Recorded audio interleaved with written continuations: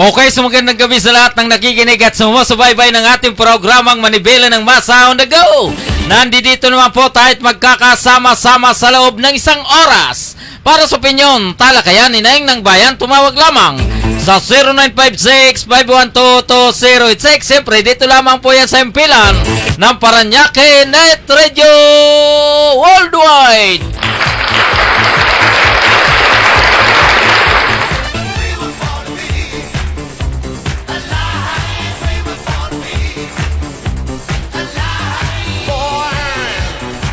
Luzon, Visayas at Mindanao. Ito po ang inyong lingkod,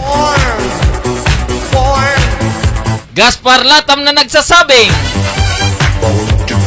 sa umaga, sa tanghali, maging sa gabi, tayo magkakasama-sama dito sa ating programang Manibela ng Masa on the Go.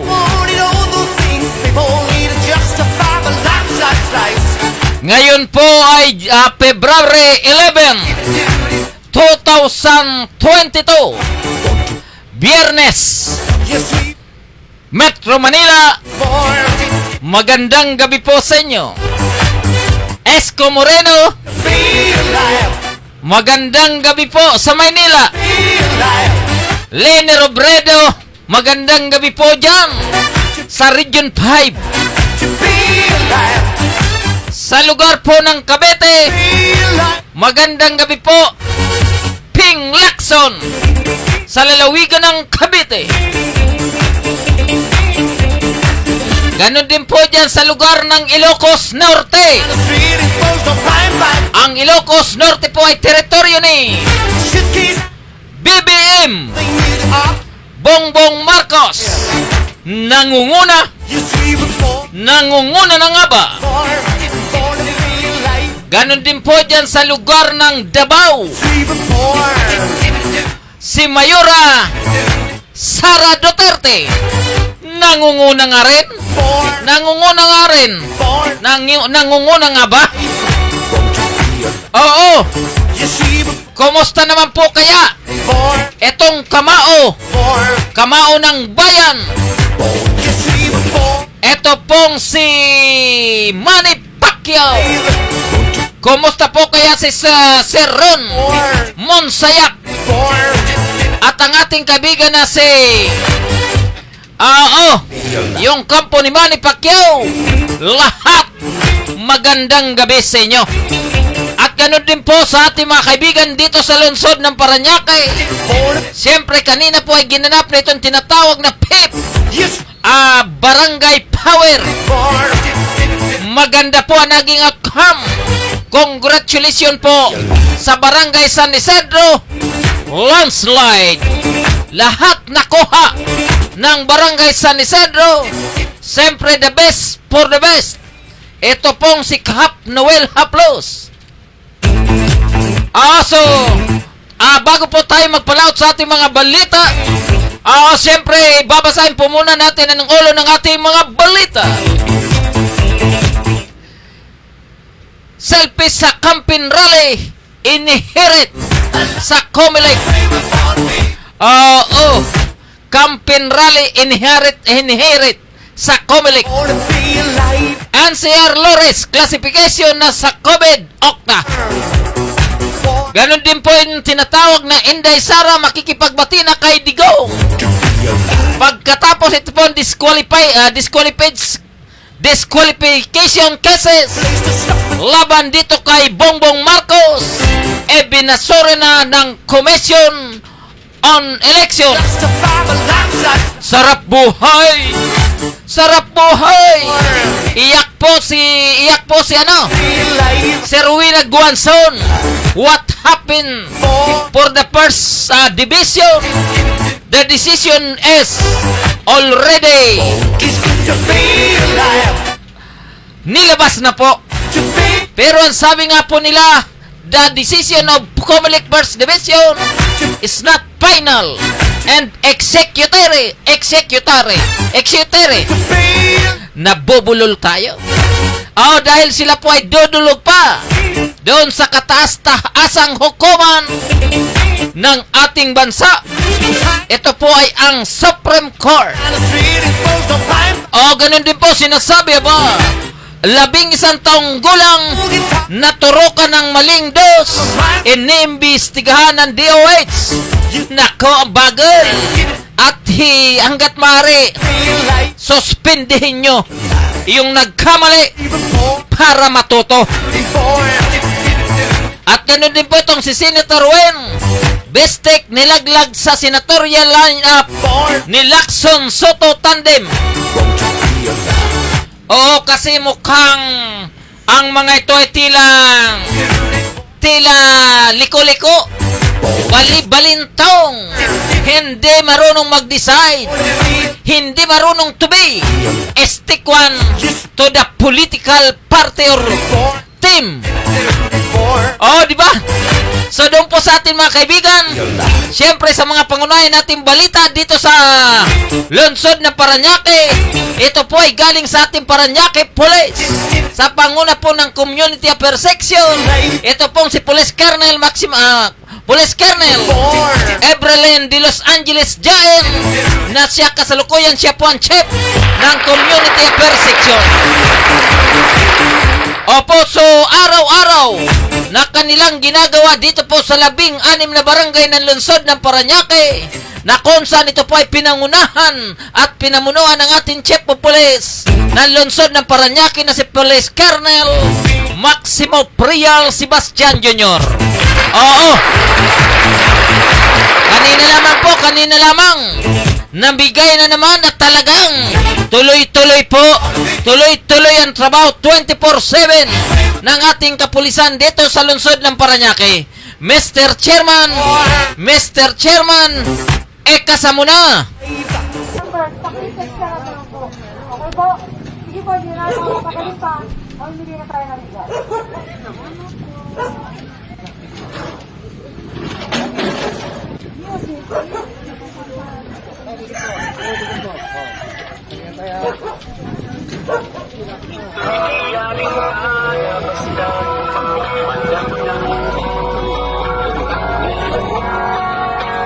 Magpapatupad ng mga programa, magpapanatili ng kapayapaan at masiguro ang kaligtasan ng mamamayan.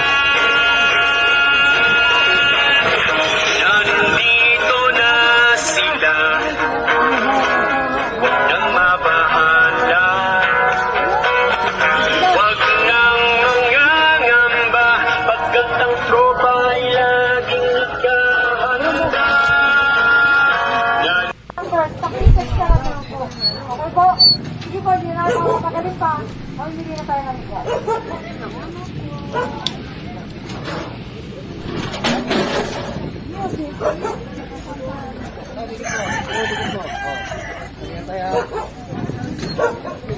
Iyaling kaya basta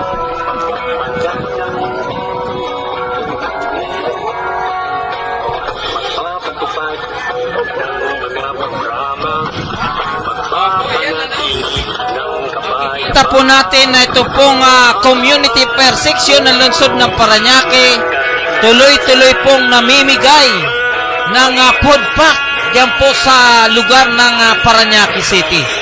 Opo, so makikita po natin, ito pong si Police Corporal Salise, kasama po ang Community Affairs Section na ito pong si Police Lieutenant Ebrelin de Los Angeles Jaen. Sila po ang namimigay ng food pack. Okay po, sige po, hindi na ako mapagaling pa. Oo, siya po ang namimigay. Opo, so makikita po natin, siyempre po sa tulong na rin po ng Unified Force Multipliers, sa kasalukuyan po ay sila ay tuloy-tuloy na tumutulong dito po sa ating mga kabarangay dito po sa lungsod ng Parañaque. Opo, siyempre Ang community affairs section naman ay talagang masigasig po ito at nagiging maganda po ang outcome dahil kakatulong na po sila sa ating mga kababayan at the same time din po itong ating mga kabarangay ay talaga naman po nakikipagtulungan sa ating mga kapulisan, lalong-lalo na po sa usapin ng peace and order. Opo, so sa pamamagitan po ito ni Police Colonel Maximo Real Sebastian Jr., siyempre ito po ay sa panguna pa rin po ng Community Affairs Section ng lungsod ng Parañaque na ito pong si Police Lieutenant Ebralyn de Los Angeles Chaen.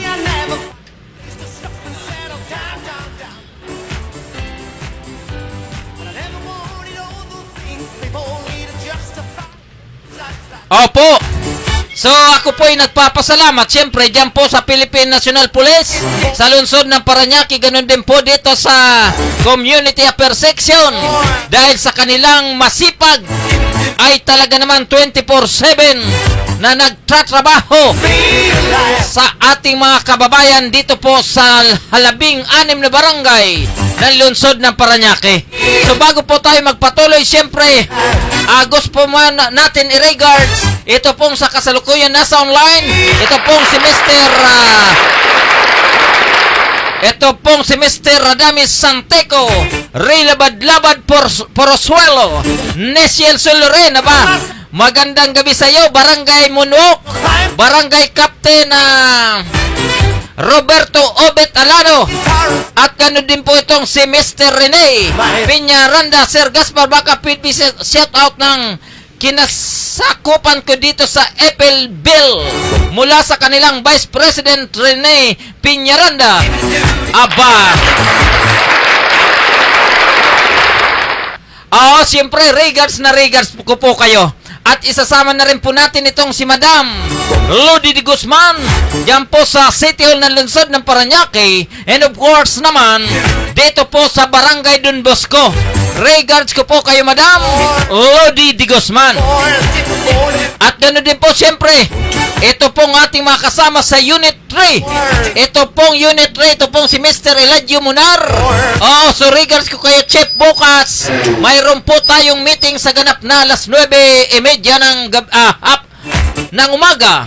Siyempre kasama po dyan ang Unit 3, Unit 2. At ganoon din po sa ating mga kaibigan na tuloy-tuloy nating kasama dito po sa Parañaque Net Radio Worldwide. Opo. So doon po sa ating mga kaibigan, doon po sa ating mga kaibigan dito po sa Metro Manila, maganda po ang panahon. Pil na po ng ating mga kababayan dito po sa lungsod na kung saan tila normal na. So masaya. At ang maganda po rito, very good news po ito dahil sa kasalukuyang batay na rin po sa ulat ng Octa Research Group, maging ito pong IATF at ganoon din po ng Department of Health ay talagang pil na pababa na po ang kaso ng COVID-19.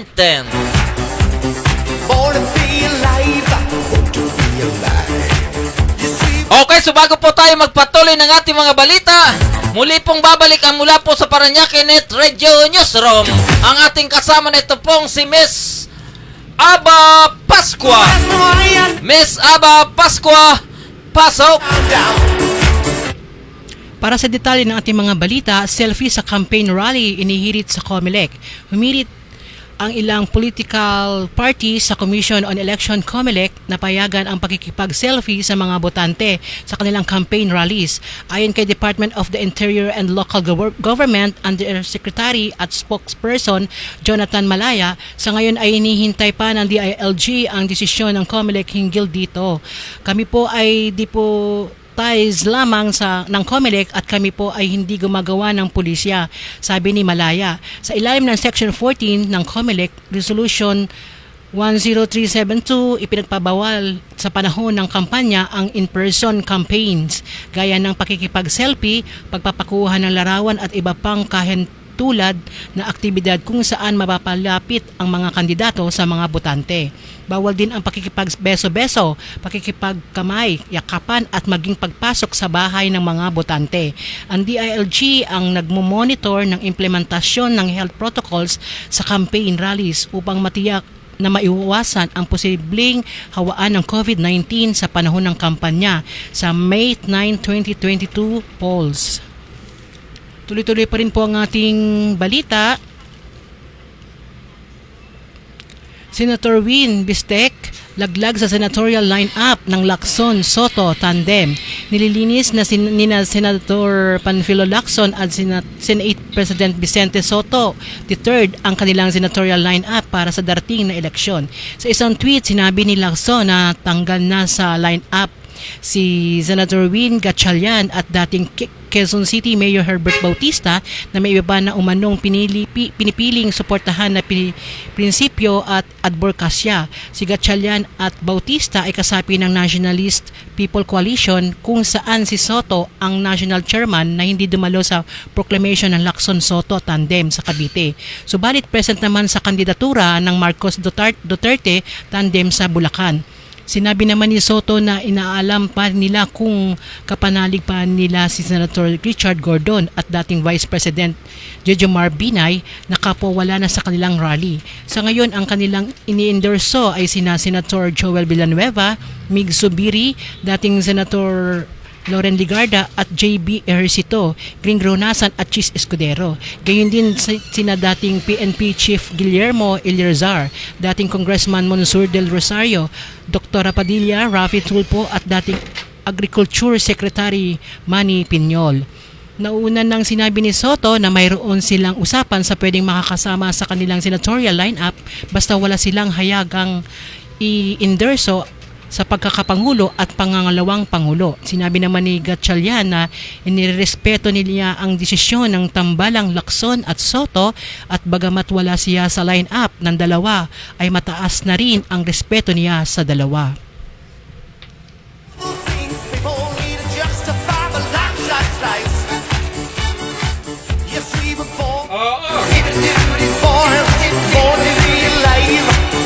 Nakita nyo na po yan. So, ito pong si Herbert Bautista at ito pong si Win Gatchalian ay talaga naman na nakalan na po ito sa Partido Reforma sa ilalim po ni Panfilo Lacson at ni Tito Soto. Opo, pero noong Grand Rally, Grand Proclamation noong February 8, ito pong dalawa ay wala po sa proklamasyon ni Lacson at ni Soto, bagkos ito po ay nasa proklamasyon doon po sa Bukawi, sa proklamasyon ni BBM at Sara naman. So, yung desisyon po nila Soto at ni Lacson ay dapat lamang dahil kapag ganyan ang iyong kasama ay hindi po kayo ay wala po tayong tibay, walang haligi. So pangit. So regards po natin itong si Oliver Moreno, si Pani Barenas, Rene Piñaranda, Eladio Munar, Lodi Di Guzman, Nesiel Soloren, at ganun din po si Ray Labad-Labad, at ganun din po itong si Mr. Radames Jojo Santico. Okay, so tuloy-tuloy pa rin po tayo sa ating mga balita. Muling babalik ang Parañaque Net Radio Newsroom sa panguna pa rin po ni Miss Aba Pascua. Jobless Pinoy sumipa sa 3.27 milyon. Bahagyang tumaas ang bilang ng mga Filipino na walang trabaho. Ayon kay Philippine Statistics Authority, PSA, sinabi ng PSA na nasa 6.6% ang unemployment rate o katumbas ng 3.27 million Filipino na walang trabaho noong December 2021. Mas mataas ang nasabing datos kumpara sa 6.5% o 3.16 million noong November 2021. Inuulat din ni PSA National Statistician at Civil Registrar General Dennis Mapa na nasa 6.81 milyon ang deployed noong December, mas mababa sa 7.62 million noong November.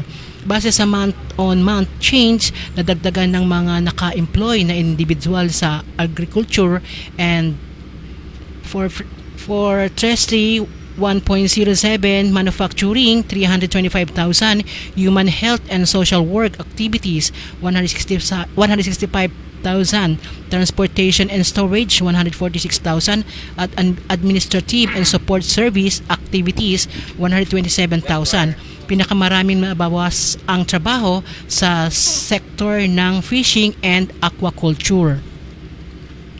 Tuloy-tuloy pa rin po ang ating balita.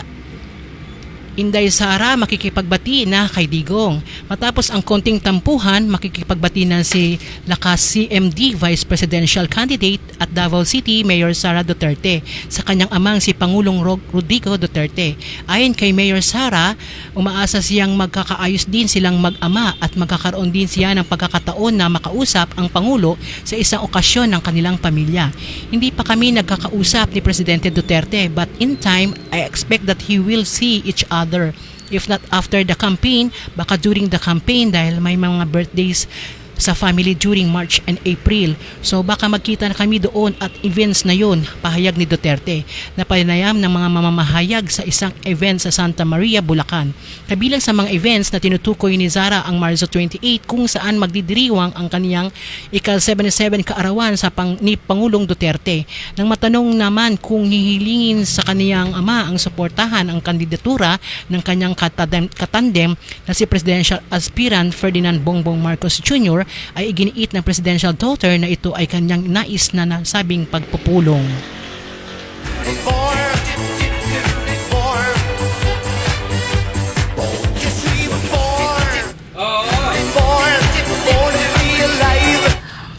So, siyempre ang anak, kapag nagkakaroon ng kaunting tampuhan, magulang sa pagitan ng magulang at anak, siyempre dapat ang anak ang magkaroon ng inisyatibo hanggat maaari.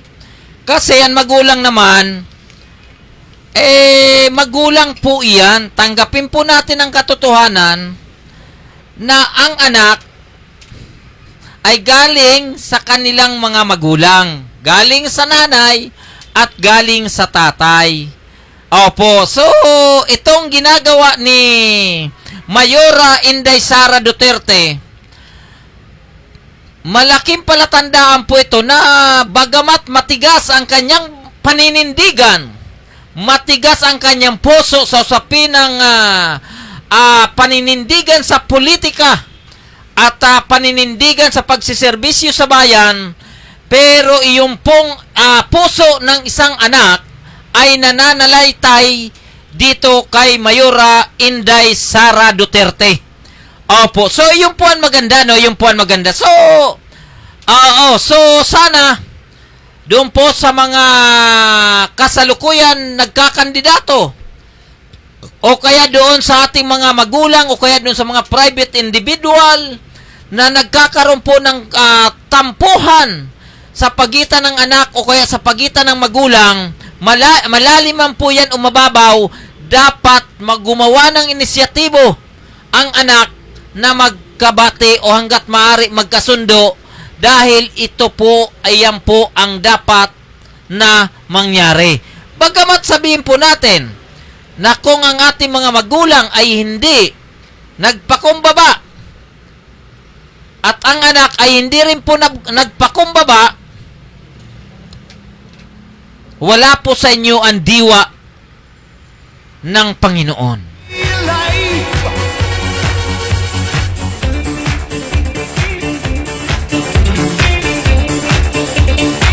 Okay, so tuloy-tuloy na po tayo. Tuloy-tuloy na po tayo sa ating mga balita.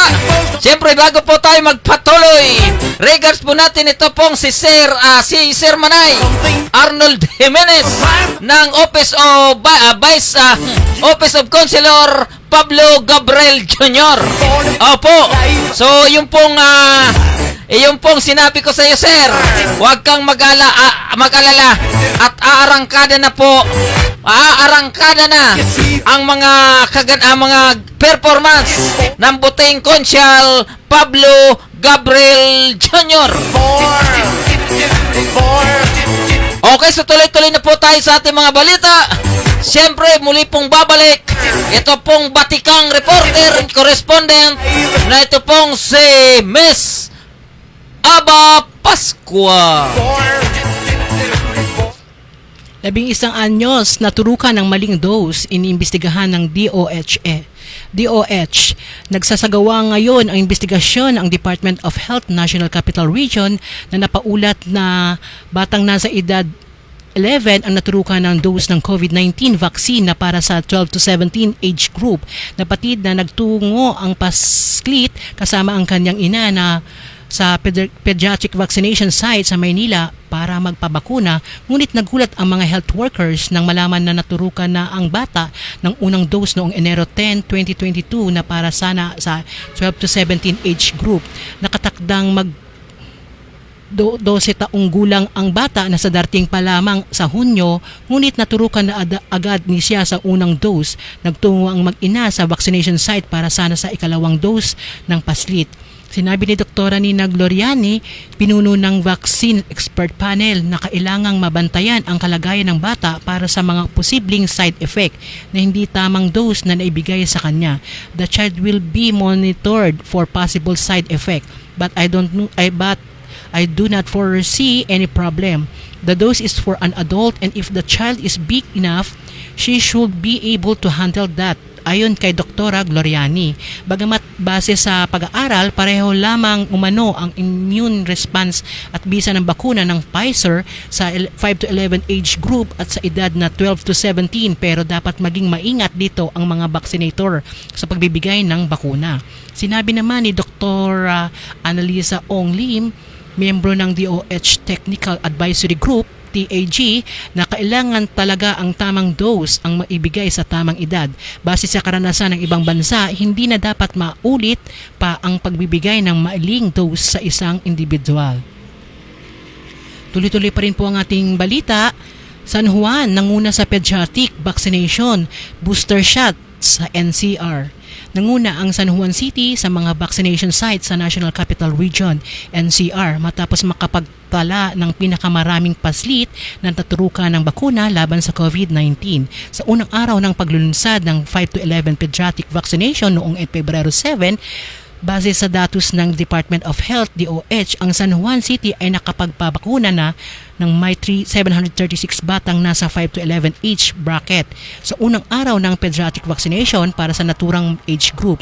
Sanhi ito upang maitala ang vaccination site sa lungsod na may pinakamataas na bilang na pediatric vaccine sa isang araw. Samantala, nanguna na rin ang lungsod pagdating sa rami ng mga booster shot na iturok na umabot sa 54 to 99% na target population na itinakda ng DOH o 58,930 doses. Laking pasasalamat na naman ni San Juan City Mayor Francis Zamora sa vaccination team na naglungsod ng tinatawag pa niyang modern day heroes. Pinasalamatan din nila ang residente dahil sa pakikiisa sa vaccination drive sa pamahalaan upang magsugpo ng COVID-19. Sinabi pa ng alkalde na maging ang mga hindi naman residente ay mamaaring mag-avail ng booster shot at pediatric vaccination sa San Juan. Kinakailangan lamang anyang magrehistro sa kanilang online registration system at maghintay ng kanilang confirmatory text.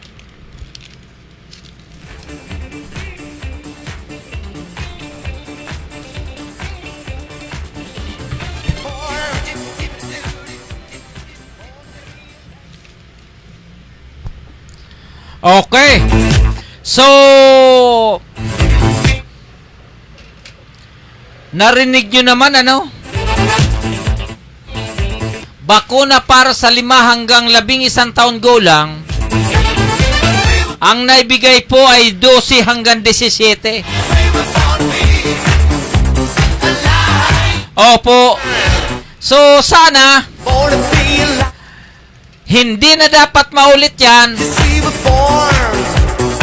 At sana yung nagkamali ay disiplinahin ninyo. Hindi pwede yan na kalusugan ng tao, kalusugan ng bata, ay may sasakripisyo. Oo. So, yung pong mga nasa online, ano?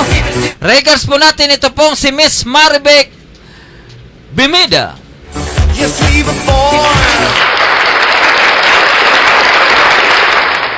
Ito pong si Miss Ima Manalo. Sabi mo, pupunta ka ng City Hall kanina. At manunod po kayo ng Barangay Power. Pero, hindi ko po kayo nakita. Triggers po natin itong si Miss Janet Pascua Latam. At ito pong si Miss Oliver Moreno, Fanny Barinas, Rene Piñaranda, Eladio Munar, Lodi Di Guzman, at marami pang iba. Opo. So, tuloy-tuloy na po tayo sa ating mga balita. Siyempre, mula pong babalik ang Paranaque Net Radio Newsroom sa panguna po ni Miss Aba Pascua. Saudi bigong bayaran ang sahod ng 9,000 OFW. Hindi nakatupad sa kanilang pangako ang pamahalaan ng Kingdom of Saudi Arabia na babayaran ang hindi na ibigay na sahod ng mga 9,000 OFW na aabot sa 4.6 billion. Dahil dito, sinabi ni Department of Labor and Employment DOLE, Secretary Silvestre Bello III na mananatiling suspendido ang pagpapadala ng mga OFW sa Saudi Arabia hanggang hindi tumutupad sa kanilang salita. Ang KSA nitong Oktubre 2021 na pag-usapan ng KSA at Pilipinas ang pagbabayad ng hindi na ibibigay na sahod ng mga pinauwing OFW nang magkita ang mga labor officials ng dalawang bansa sa Abu Dhabi. Nangako pa si Saudi Arabian Labor Ministry Ahmed Al-Rahi na pupunta sa Pilipinas noong Desyembre 2021 na hindi rin nangyari. Libu-libong OFW ang napauwi sa Pilipinas noong 2016 dahil sa pagbagsak ng ekonomiya ng Middle East. Marami sa kanila ang hindi pa nakakakuha ng kanilang sahod kaya nagsampa sila ng kaso sa KSA na kanilang naipanalo naman para makuha ang kanilang back wage. Tuloy-tuloy pa rin po ang ating balita. Interes sa pagsasaka ng kabataang PROMD ibalik. Nais ni ang probinsyano party list Representative Alfredo de los Santos na muling bumalik ang interes ng mga kabataang nasa probinsya sa pagsasaka upang makatulong sa pagpapakain sa Pilipinas ngayong pandemya. So official nagpagbubukas ng kampanya ng ang probinsyano party list, sinabi ni de los Santos na isusulong niya ang inakdang panukalang batas noong 18th Congress na nagsasaad ng promosyon ng agrikultura sa mga kabataan. Alam niyo po ba ang ibang bansa sa Estados Unidos? Nakita natin ang mga magsasaka, mayayaman iyan, may sariling tractors at yan ang may sariling lupain. So bakit mayroong stigma na kung magsasaka sa kaisa-isang pobre? Ayon kay De Los Santos, nais umano niyang baguhin ang paniwalang ito sa pagkakaroon ng edukasyon system, agricultural sector kung saan ininikayat ang mga kabataan na muling bumalik sa pagsasaka. Ikinalungkot din ni De Los Santos ang ginagawang pagbebenta ng mga magsasakang Pilipino ng mga bukirin dahil sa hindi makasabay sa mas murang produkto na i-import ng Pilipinas. Bukod dito, sinabi ni De Los Santos na sa 19th Congress magpapasa siya ng mga batas para sa mga kalugmok sa pandemya.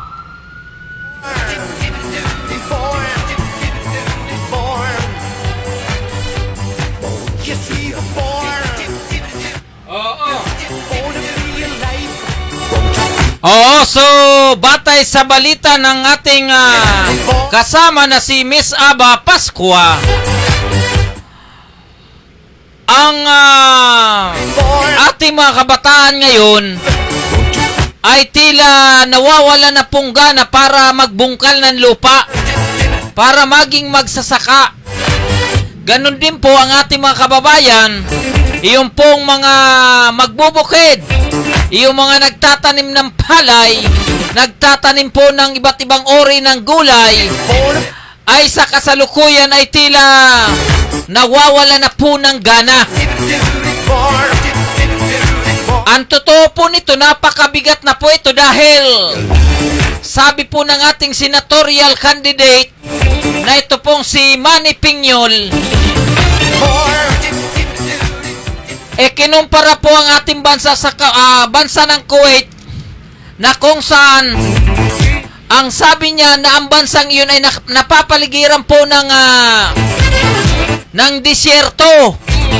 Wala pong walang init, ay walang tag-ulan doon. Karamihan po tag-init. Pero maliit pang bansa po 'yon. Pero nag-export po sila ng pagkain. Opo. So, ganong sitwasyon, kitang-kita kung paano pinabayaan po ng ating gobyerno ang usapin po sa agrikultura. Kaya po itong Department of Agriculture na ito, mula po sa Bureau of Fisheries and Aquatic Resources, ito pong BIPAR, at iba pa pong departamento o kaya iba pang branches ng ating gobyerno na may kinalaman po sa agrikultura, dapat po yung pong mga nandiyan dyan ay tila dapat nyo na pong balasahin kung bakit po ganun na nangyayari. Napakalawak po ang lupain ng ating bansa, napakalawak po ang agrikultura, na pwedeng taniman po ito ng iba't ibang uri ng pagkain, pero po sa kasalukuyan ay dapang-dapa. Dahil nga po sa mga naunang ulat, ang ating pong gobyerno ay tuloy-tuloy po nag-aangkat ng bigas at ng mga gulay at iba pang uri ng pagkain na galing po sa ibang bansa. Ang sabi nga po, paano nangyari? Sabi po ni aspirant candidate Manny Piñol, paano nangyari na ang matabang lupain, matabang mga bulubundukin o malawak at matabang lupa ay nag-aangkat ng pagkain o agricultural products mula po sa ibang bansa, na kung saan mas higit na maganda ang lupain ng Pilipinas kaysa kanila. At pagkatapos po, sinabi pa rin po nitong butihing aspirant candidate na si Manny Piñol na ang Pilipinas ay napapaligiran po ng baybayin, napapalibutan po ng karagatan, pero po sa kasalukuyan tayo po ay nag-aangkat ng yamang dagat. Oo. So tama po ang sinabi naman ni Senator Manny Pacquiao, na sabi nga po nila tayo napapaligiran ng karagatan, pero tayo po ay nag-aangkat ng isda. Malinaw sa ilalim ng karagatan na ang ating gobyerno ay palpak sa usapin ng agrikultura.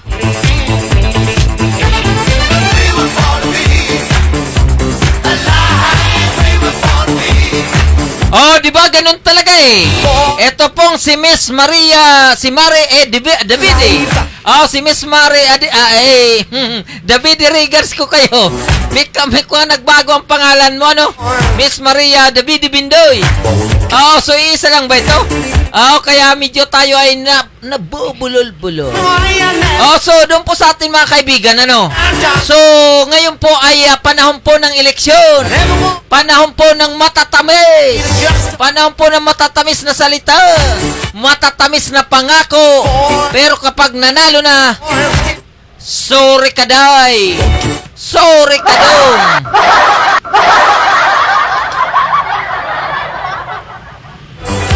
Kaya po dapat piliin po natin Iyon pong siguradong seryoso, siguradong nasa puso ang kanilang plataforma para hindi po tayo magkamali.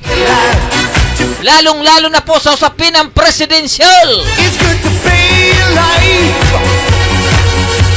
Ang sabi nga po nila, aanin mo ang ginto kung ito ay kwento lamang. Sabi nga po nila, aanhin mo ang yaman kung ito ay pansamantalang bigay lamang. Sabi nga po nila, aanhin mo ang pogi, aanhin mo ang gwapo kung ito ay kulang naman sa karanasan. Sabi nga po nila, aanhin mo ang mga pulahan kung ito ay puro bulaan lamang. Mas maganda po nito ang seryoso.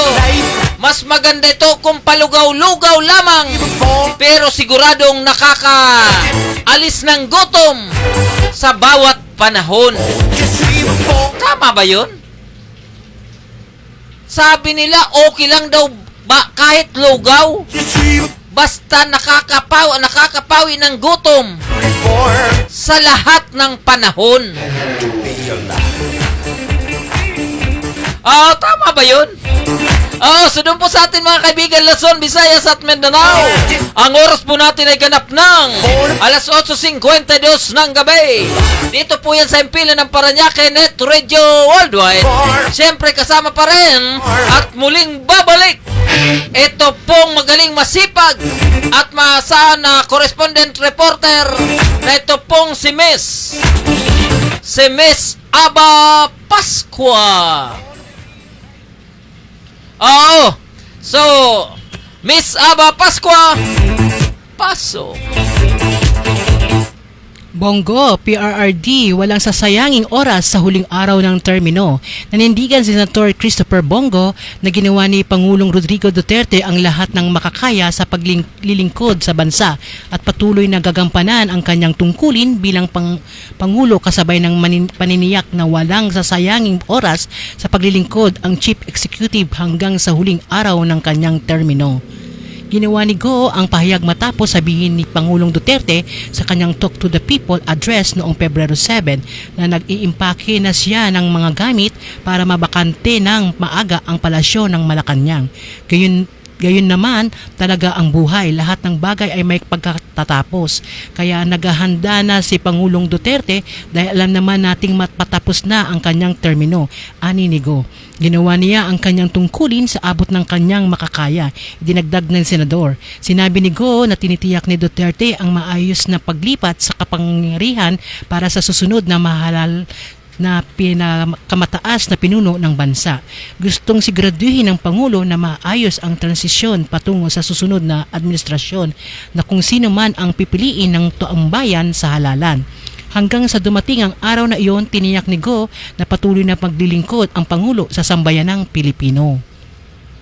Tuloy-tuloy pa rin po ang ating balita. Robredo, nakuha na ang suporta ng ilang produkto at kumpanya. Naging kakamping na rin ang iba't ibang produkto at kumpanya matapos magpahayag ang buong suporta sa kandidatura ni Vice President Leni Robredo bilang Pangulo. Sumali sa Pink Wave ang Cafe Breton at Hygie Restaurant na magposilas ng Pink Square sa kanilang Facebook pages. Sinamahan pa ng Hygie ang post nila sa na for the country's future.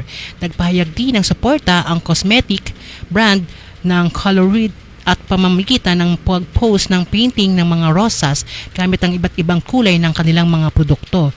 At sinamahan pa ito ng caption na #kulay rosas ang bukas. Nag-share naman ang Sleep Aid supplement na slip ng pink social card na may nakalagay na "What a dream to be able to sleep at night knowing our country is in the hands of the capable woman." At sinamahan ito ng hashtag na #kulay rosas ang bukas. Mula rito sa Paranaque Net Radio Newsroom, Aba Pascua nag-uulat para sa programa na Manibela na Masa on the Go.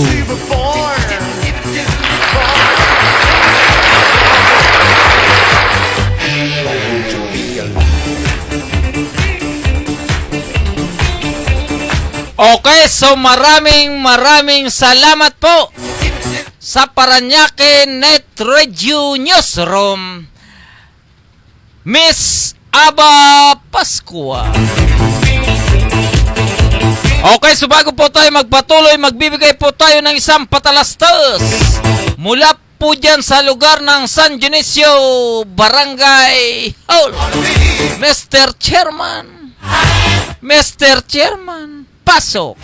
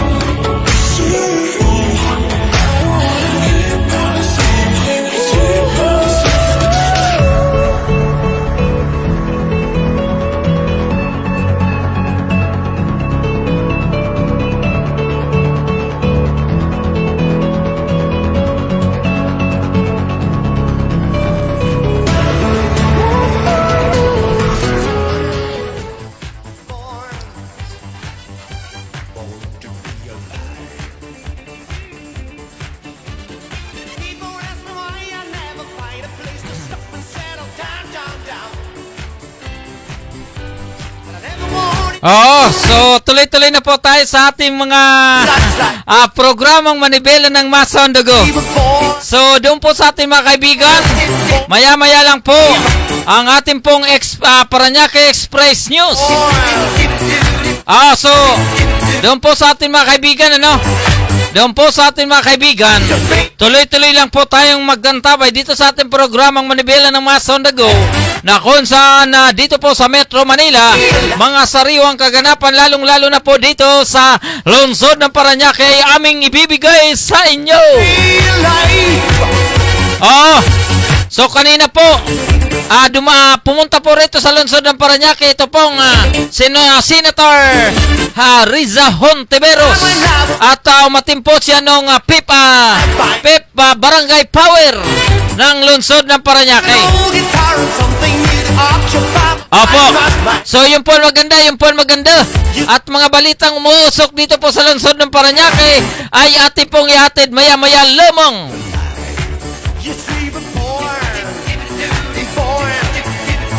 Oo.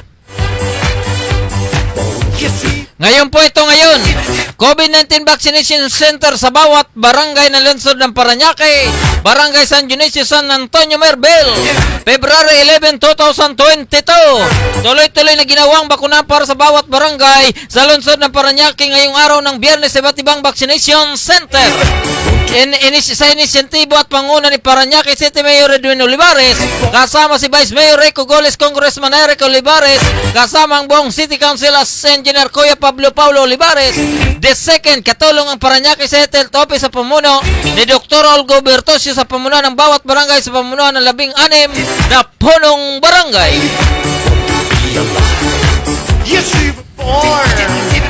So ito po, ang deadline ng renewal ng business permit, walang penalty at pag-avail ng Amnesty City Ordinance number 21-44 para sa mga negosyo na may bin na magtatapos sa 5 and 6 ay hanggang February 14, 2022 na lamang. So doon po sa nagtatapos ang ng kanilang business permit, ito pong 5 at 6 dapat hanggang February 14, 2022 ay tila malapit na po ito. Kasi February 14 is Valentine Day. Deadline. So mag-abil na po kayo. No penalty. Okay. So ito na po. Ito na. Tuloy-tuloy pa rin po tayo sa ating mga balita. Siyempre ngayong araw pa rin po ito. So talaga naman talagang maraming araw-araw marami pong ginagawa. Ocular visit at Parañaque City MRF. Today February 11, 2022. Mr. Chotomo Nara, President of Ajinomoto Incorporated. Kaya pala Chotomo Nara. Dahil siya po pala ang presidente ng Ajinomoto Incorporated with Mr. Ernesto Carlos, Chief Sustainability Officer Mr. Christian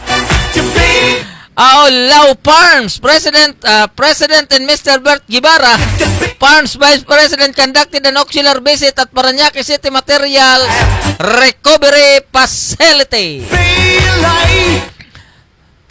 They were assisted by Mr. Bernie Amurao, Centro Chief with Engineer Terence Rivera, Centro EPMD Chief and Mr. Neil Ricaport, Centro SWMD Chief, the Philippine Alliance for Recycling and Material Sustainability Farms, and the City Governor of Parañaque will address the environment challenge of plastic waste by operating an Sachet recycling plant in the city to address the growing solid waste management problem and to implement a holistic and comprehensive program to increase resource recovery and reduce landfill dependence towards zero waste.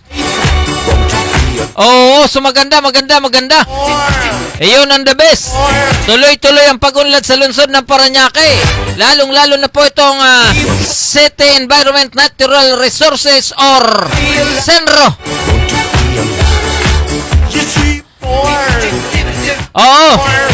So doon po sa ating mga kaibigan Luzon, Visayas at Mindanao, ang ating po mga balita ay nakapokus po dito sa lungsod ng Parañaque.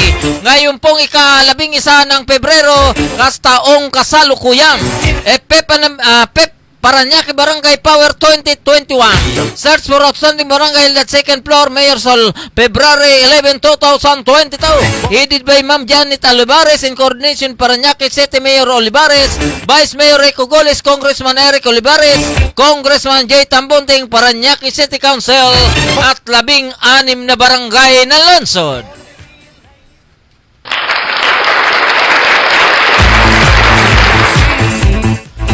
Tuloy-tuloy pa rin po tayo sa ating mga balita. Dito pa rin po yan sa lungsod ng Parañaque sa Barangay Baclaran. Asphalting of Sitio Maligaya, Barangay Baclaran, Parañaque City. Ngayong 11 ng Pebrero taong kasalukuyan. Tuloy-tuloy po ang ating proyekto at programa ukol sa pagpapaayos ng mga kalsada dito po sa ating lungsod sa kabila ng pinagdaraanan ng ating pandemyang COVID-19. Ito po ay upang masiguro ang kaligtasan at kaayusan ng ating mga mamamayan na dumaan sa bawat kalsada ng ating lungsod ng Parañaque sa panguna ni Parañaque City Mayor Eden Olivares, Vice Mayor Rico Gules, Congressman Eric Olivares at ng buong City Government ng Parañaque. At ngayong araw na ay pakipagtulungan ng Barangay Baclaran kasama si Councilor Pablo Gabriel Jr. at Engineer Kuya Pablo Paulo Olivares.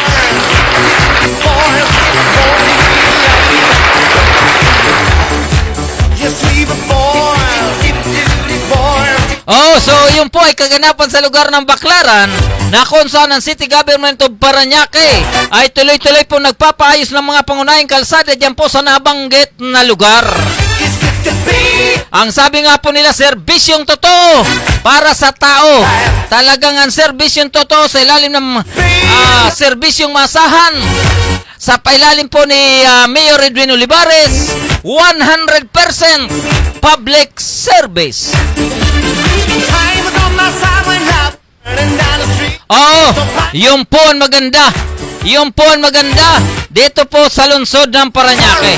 At ngayong araw po nito, nabanggit na nga po natin, ay nagbisita po itong si Senator Risa Hontiveros dito po sa lungsod ng Parañaque ngayong araw, Biyernes, 11 sa kasalukuyang taon. Ngayong araw ng Biyernes ay personal na binisita ni Senator Hontiveros ang lungsod ng Parañaque. Kasama si Parañaque City Mayor Eden Olivares at Janet Olivares, Vice Mayor Rico Gules, Congressman Eric Olivares, Sangguniang Panlungsod at mga barangay captain sa 16 na barangay ng lungsod ng Parañaque. Okay, so bago po tayo magpatuloy, magbibigay po muna tayo ng maiksim patalastas mula po ito sa tanggapan ng USAID. Mr. Chairman, ekasa mo na. Ano ang maaaring gawin tuwing nakakaramdam ng giyang o pananabik na gumamit ng droga, alkohol o paninigarilyo? Sabayan niyo ako.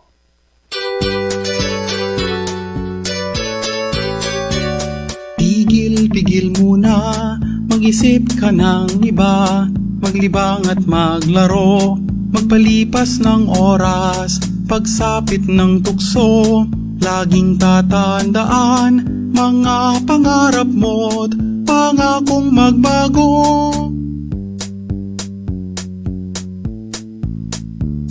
Tigil muna, mag-isip ka ng iba, maglibang at maglaro, magpalipas ng oras, pagsapit ng tukso, laging tatandaan, mga pangarap mo't pangakong magbago.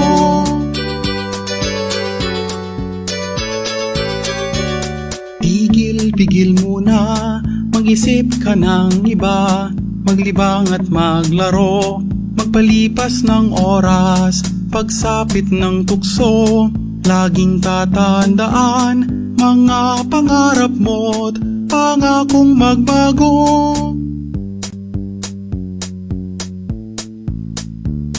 Tigil muna, mag-isip ka ng iba, maglibang at maglaro, magpalipas ng oras, pagsapit ng tukso, laging tatandaan, mga pangarap mo't pangakong magbago. Mga pangarap mo't pangakong magbago.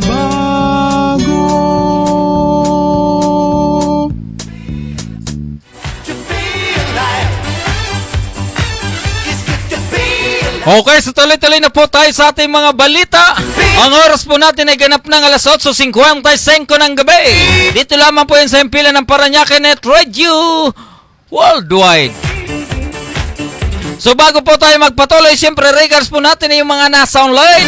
Siyempre ito pong si Miss Risa Palanas Soyom. Kumusta ka na, Miss Maresa? Miss Marisa Palana Soyong. Kumusta ang ating boss? Yan po sa lalawigan, sa lugar ng Alabat, Quezon. Oo, so, kumusta na po si Mayor Attorney George Rueto Inheran Jr.? Tuloy-tuloy na ba ang labon? Ito pong si Miss Maria Davide. Magandang gabi sa iyo. At ganoon din po itong si Miss Marbec Bernida. Si Miss Marbec Binida. Magandang gabi po sa iyo. At doon po sa ating mga hindi pa nare-regard, lalong-lalo na po yung happy Mayor. Happy birthday Mayor. Diyan po sa lugar ng happy birthday Mayora. So, ganun din po dito sa Lungsod Pasay. Kumusta na po si Mayora Amy Calixto? At ganun po pala binabati po natin si Barangay Captain Alexander Alvarez ng Barangay Vitales. At ganun din po, regards din po natin ito pong si Barangay Captain Noel Haplos. At ganun din po si Barangay Kapitan Barangay ng Monwok. Ito pong si Roberto Obet Alano. At ito pong Barangay Captain ng Don Bosco. Ito pong si Barangay Captain Concepcion Chona Navarro. At gano'n din po itong ating Barangay ABC President. Na ito pong Barangay Captain ng Barangay Marcelo Grel. Ito pong si Christopher Aguilar. At gano'n din po itong Public Information Office. Ito pong si Mr. Mario El Jimenez, sir. Good evening po sa iyo. Di ba? So, nasa na ba tayo? Nasa usapang marites na ba? Ang sabi nung kapitbahay ko, may ginto daw sila kapag manalo. Totoo kaya yun? Sabi niya, yung tagal-tagal na namin hinihintay ang ginto eh. Ngayon lang magkakatotoo kapag manalo si BBM. Totoo ba yun? Ngayon lang daw magkakatotoo. Ay naman, sabi ni BBM, walang ginto. Yung po ang malinaw. Kaya po yung mga kapitbahay natin na may nangangalanda ka na magkakaroon silang ginto, kapag manalo si BBM, baka mabudol-budol kayo sa kwentong ginto. So wag po kayong maniniwala, wala daw ginto, wala. Ang bit-bit ni BBM ay plataforma. Sa oras na siya po ay manalo, gagawin niya po kung ano ang kanyang binitawang mga salita sa kanilang during the campaign period. However, ano kayang kahinatnan ng petisyon sa kanya pagdating sa Korte Suprema? Dahil doon po sa doon po sa First Division ng COMELEC, binasura na po ang kaso laban kay BBM. In short, tuloy-tuloy ng pangangampanya. Di ba? So, si Manay Lini, kaya kailan naman kami magkikita, Manay Lini? Dahil kanina nandyan na po sa lugar ng Batangas papunta dito sa Metro Manila. Ang kanila ng pangangampanya ay tila maganda. Pasok na pasok sa banga. Dahil sabi nga po nila, hindi balin lugaw. Basta sa lahat ng araw, sa lahat ng oras maasahan. Hindi katulad ng ginto, pumuti ng uwak, hanggang ngayon ay hindi pa rin nasisilayan. So yun po ang problema. So mabuti pa itong si Manny Pacquiao. Talagang nagbigay na po kagad ng advance. Noong hindi pa pinagbabawalan mamigay ng pera, at least, talagang nagbigay na. Hindi po katulad ng ginto. Ang ginto, nasaan ang ginto mo, Iday? Nasaan ang ginto mo, Manang? Nasaan ang ginto mo, Ante? Nako, huwag niyong asahan ang ginto na yan. Ang ginto ay ginagamit lang po yung karamihan doon po sa Mambubudol-budol lamang!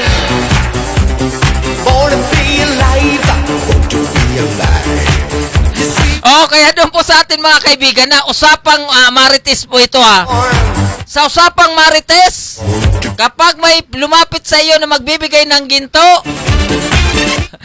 pumasok ka na sa inyong tahanan. Baka may kaunti kang pera. Paglabas mo, bit-bit mo na, wala yung bit-bit na nung kausap mo, wala yung ginto mo. Budol-budol yan. Pangalawa, ano ba yung usapan marites? Marami daw nag-iikot. Marami daw nag-iikot na magbibigay ng bahay. Doon po sa magbibigay ng bahay. Mas madali pang tumira doon sa kalsada kaysa pangangakuan ka during campaign period. Di ba? So mahirap po 'yan. So tuloy-tuloy lang po tayo sa ating mga balita. Siyempre yung pong doon po sa Paranaque Trade Union Room. Naalala ko tuloy.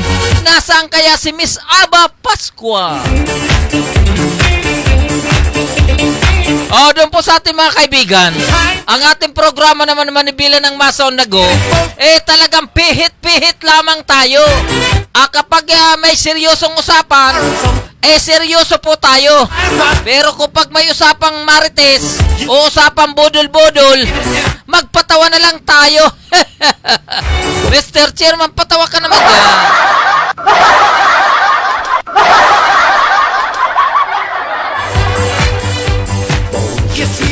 Diba? So na, for your information pala, I recall regarding po doon sa mga nawawalang sabungero. So marami-rami na pala ito. So ano ba talagang litis? So ano po ba nangyari sa mga sabungerong nawawala?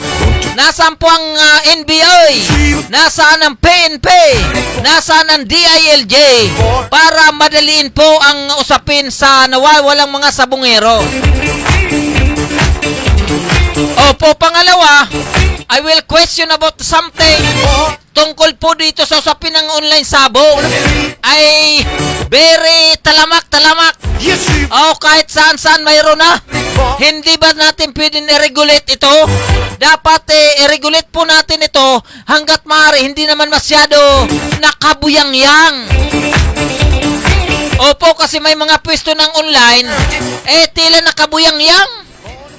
Kitang-kita ng madla. Hindi po ba pwedeng doon po natin ilagay sa medyo? Sabi nga po nila, yung pupunta lamang yung mga sabungero. Hindi po yung lahat ng nakakakita na dumadaan. Pwede ba yun, Mr. Chairman?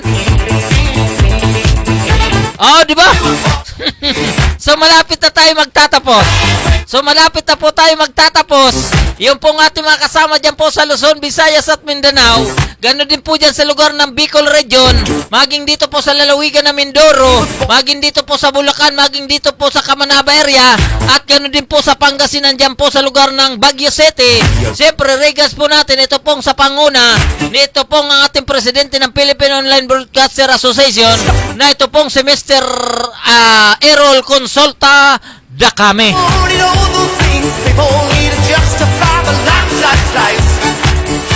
So ako naman po ay nagpapasalamat dito po sa ating kaibigan na si Cesar Montana. At ako po ay buong puso nagpapasalamat sa iyo. Ganon din po itong ating CPC. Ito pong Cluster Present Coordinator na ito pong si Nieta Chavez. At tuloy-tuloy nanonood sa ating programang Madibila ng Masa on the Go. Sana Miss Nieta Chavez, please watch and share naman. At sabihin po natin yung ating mga kakaabig dyan. Sana ipakilike naman. Kumusta na kaya ang Kaingin? Kumusta na kaya ang Libo? Kumusta na po kaya ang Riverside? Yung ating mga kabig dyan sa 100%. Siyempre isasama na natin ito pong si Janet Pascualata. Kumusta na kaya siya sa Kaingin? Ganun din po yung ating mga kamag-away tayo niya. Yung mga kamag-anakan natin sa iba't ibang mundo, sa iba't ibang panig ng Pilipinas. Regards ko po kayo. Oh, so yung mga kapitbahay ko, kumusta na kayo dyan sa lugar ng Kaingin? Kumusta na ang Kaingin? Kumusta na po ang Kaingin River, Kaingin Road? Oh, di ba? So talagang hyper na naman tayo. Hyper na naman tayo, Mr. Cesar Montano. Go na go tayo sa ating programa ngayon. Oh, lalong-lalo na kapag naalala ko itong mga ngiti nitong si Miss Aba Pascua. Oh, di ba? So yun po ang masaya. So anong oras na tayo? So malapit na. So yung mga politiko natin, itong FPJ, Friends of Poor and Jobless. Opo, ito pong si Mr. Magdaleno John Palacol Jr. Siya po ang presidente ng Friends of the Poor and Jobless Party List, FPJ. Oo, sir. Ilabas mo nga, Mr. Chairman, itong FPJ Party List. Oh, so bukas, mukhang si Mr. Palacol, ito pong FPJ Party List, pag-asa ng mga walang trabaho, pag-asa ng mga kaibigan sa Kongreso, FPJ Party List. Oh, so marami tayong tinatawag dito namamaos tayo. Wala man lang pang wala bang pang soft drink? At ganoon din po, siyempre, ito pong si Tito Rene Aquino. At ito pong si JB Balicanta. Ito pong si XO Casanova. At ganoon din po itong si Vice Mayor John Villapuerte.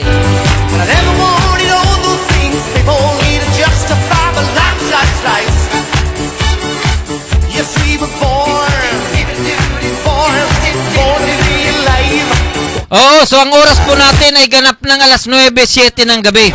So malapit na po tayo magtatapos. At ang kasalukuyan naman ang nag-birthday, si Mayora Bibi Katakis. Happy birthday. At yung pong nag-birthday kahapon ngayon at Boca. Happy birthday. Mr. Chairman, ikasa mo na.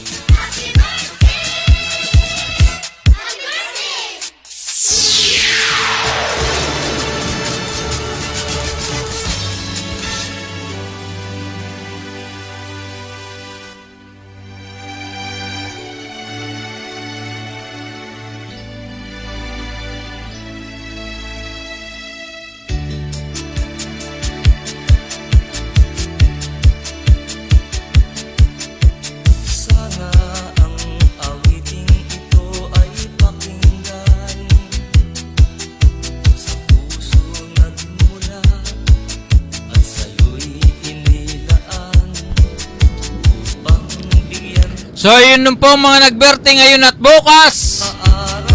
So, binabati po namin kayo ng happy birthday. So, doon po sa ating mga kaibigan Luzon, Visayas at Mindanao, maraming salamat po sa inyong lahat. God bless us all. At yung pong mga nasa hulihan, ano? So, regards po natin.